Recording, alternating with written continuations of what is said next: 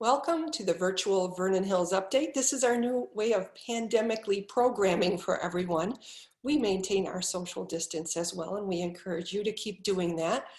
Today, we've got a segment. We're having a conversation with Vernon Hills Chief of Police Patrick Kreis, and we're going to talk about things related to our community, things related to how we take care of each other, and we're so glad to have the chance to talk with you, Chief Kreis. Welcome to the virtual Vernon Hills update. Wonderful. Thanks for doing this.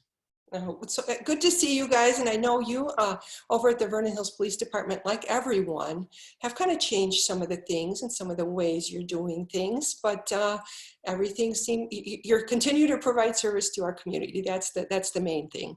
That's the bottom line. We did make some adjustments early on with our staffing. We get together with our neighboring departments and look for best practices, stay in touch with what's coming out of some of our nationwide associations as well as state associations. And early on, we made some pretty important changes to make sure that if someone did become ill in the police department, it wouldn't wipe out an entire shift or team of people. So we continue with a lot of those protocols, and I'm pleased to say that although we've had a few people tested, we haven't had a single member of our team test positive for COVID. Well, and we talk about those procedures. That's something similar. You know, I know you work with the hospital. You're in communication with Countryside Fire. You're doing all these things together, and we'll see you out there with masks and things. And you guys, that's now part of your gear. Yeah, of course. It's been very weird a couple months ago to see a police officer with a mask on their face, but now it's as common as our gun belt or body armor or the seatbelts we wear. Officers are wearing their PPE on any call for service they go to. Certainly any building or store or business they enter, they're wearing their PPE, and now it's become commonplace for the rest of the community as well.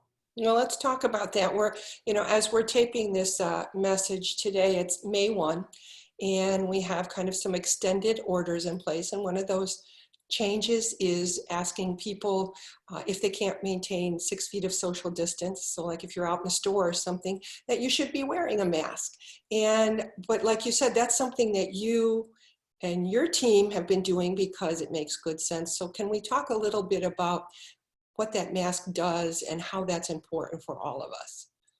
Well, I think it's important for all of us to recognize that the experts at a national level and at the state level are doing their very best to determine what is going to help keep everyone safe. And so we see these guidelines changing from time to time and developing, and now being May 1st, the governor has ordered everyone wear a mask when they are out in public in a situation where they can't maintain a social distance of 6 feet. So it does not require everyone that steps out of their house to wear a mask. It certainly, we want people to maintain their social distance, continue that practice. But if you're going for a walk, if you're going for a run, if you're going for a bike ride, if you're mowing the lawn, any of those things does not require a mask. If you're driving in a car by yourself or with other immediate family members that you live with, members of the same household, there's no reason to have a mask on your face. It's when you are going to enter into a business or a store, you have to have a face covering on. And we know that a lot of stores have geared up for that. They've got signs out. It's very much akin to no shoes, no shirt, no service. Now it's no shoes, no shirt, no mask, no service. And I understand that this is a change for a lot of people and that there are different opinions about how important or how useful these masks are. And we can't afford to have a town of 28,000 have 28,000 different opinions. So we're going to follow the governor's executive order when it comes to this, and we're going to support our businesses and stores that have those policies. That's good, and it's a good point. Like you said, it's just a new way of doing it, regardless of the mandates or not. I would suggest, well, I'm going to ask you, what do you do? What would you suggest for your family, mandate or not? Is it important? Do you guys do that? Oh, of course, yeah. We certainly have masks available with us all the time because maybe we are running out to pick up, carry out dinner and realize we have to stop in a grocery store or something like that. So we always have a mask. My wife and I wear masks. All of our children have masks, and we are complying with the governor's order. And I'm asking everyone to continue to do that. It is certainly the best practice that informed minds have put in place. I want the community to know that we see this as a courtesy measure. We're fortunate that in the village of Vernon Hills, the vast majority of our citizens understand that, care about one another, and are doing these things. And because of how well everyone has gotten along, it really has reduced the number of police activities that we've had to participate in. And because of that, we're able to have fewer officers staffed every day. And all of those things are helping us be safe. And when we can be safe, you can rest assured that we are available and ready when you really need us. So please, it really is a community effort that we're engaged in here to be respectful of one another. And these days, being respectful of one another means maintain your social distance and wear a mask when you're out in public and you can't maintain social distance. Please comply with those store and business policies that they are putting in place. Yeah, it's for the good of all of us, for the good of you and your family and the whole community. And when we talk about masks too, I know oftentimes you as first responders have the special masks, more like the surgical grade. And we're asking people to save those types of masks. You don't have to have that, but even like a face covering of some sort is really all you're looking for. And there's information online how you can cut up a t-shirt and make one, or put a bandana or a scarf on. So we're not asking people to gear up like they're going into surgery or becoming a first responder. We're asking people just to do that little extra and get used to that, make a new habit. So that's a great point, Lynn. In fact, we have both styles of masks. So we reserve our N95 masks for those encounters that we know we're going to have to get very close to people, or perhaps we're providing aid to someone and we're going to be in their personal space. That's when we're in N95s.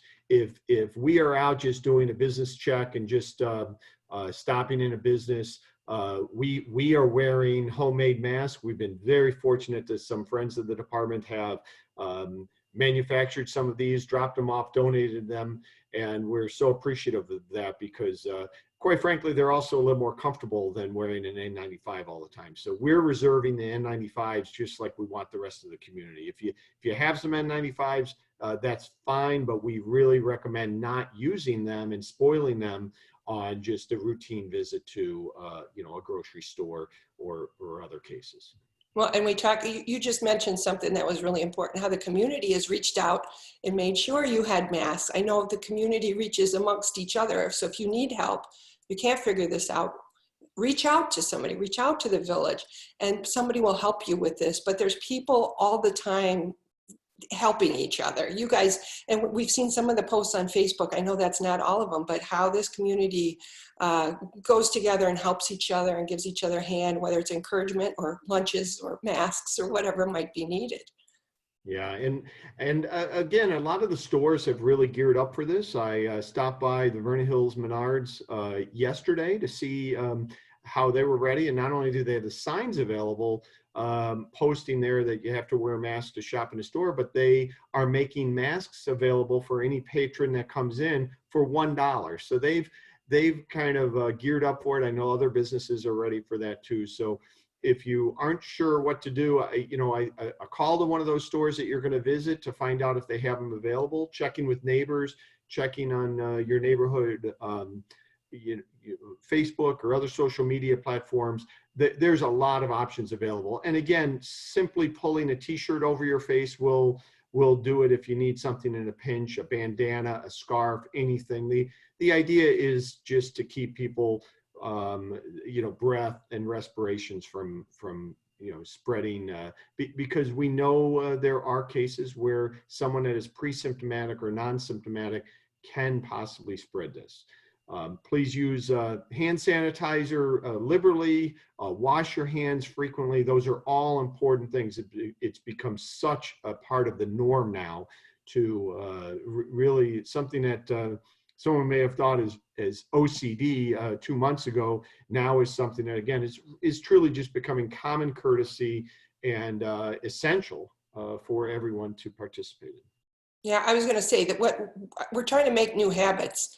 And for old people like me, it's hard to make the new habits, but give us a few weeks and we'll be much better at this. So, and again, we thank you and all of your staff who's been so good about reaching out. Another thing, before we quit, before we stop here today, I want to reach out and thank the officers and telecommunicators and everyone who's been doing story time every night, because some of this is just about encouraging each other, staying connected in a new way so that nobody feels isolated. And those story times have been adorable. I didn't know some of those, what I thought were kind of, I don't always think of VHPD as being so good at telling stories, but we got voices going, we got animation going. These people are good at story time. So. Well, it truly is, to say that we're all in this together is really, really accurate. We know how challenging this is for so many members of our community and that have been impacted in so many bad ways. So every little thing we can do to help, we're trying. And again, we are in this together. We thank everyone that is taking simple steps, and simple steps are following the guidelines, being courteous, being kind to one another is so important. I want to really emphasize that there is a vast diversity in the interpretation of some of these guidelines and some of these orders.